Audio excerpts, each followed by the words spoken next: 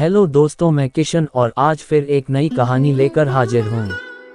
दोस्तों, संवेदना हमारे दिल और दिमाग को झकझोर देती है। ऐसी ही दर्द भरी कहानी लेकर हाजिर हैं, जिसका नाम है ठंडी की ओ रात। मैं थक हार कर काम से घर वापस जा रहा था। कार में शीशे बंद होते हुए भी जाने कहां से ठंडी ठंडी हवा अंदर आ रही थी।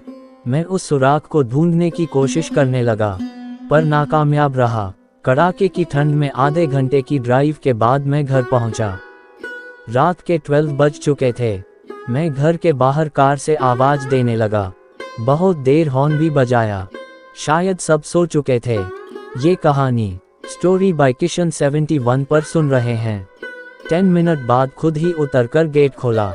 सर्द रात के सन्नाटे में मेरे जूतों की आवाज साफ सुनी जा सकती थी।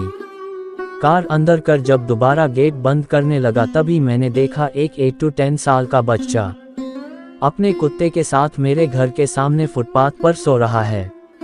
वह एक अधफटी चादर ओढ़े हुए था।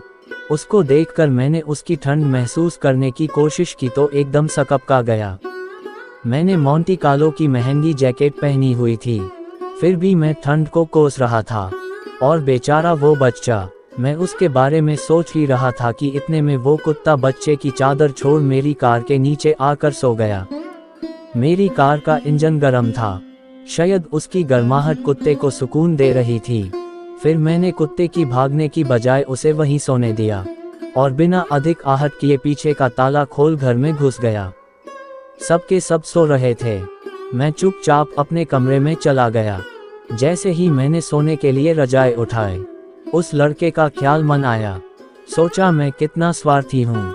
मेरे पास विकल्प के तौर पर कंबल, चादर, रजाई सब थे, पर उस बच्चे के पास एक अधफटी चादर भर थी।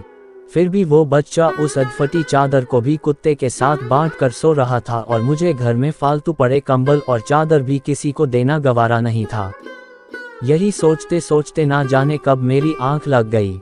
अलिप्सस डॉट। अगले दिन सुबह उठा तो देखा घर के बाहर भीड़ लगी हुई थी।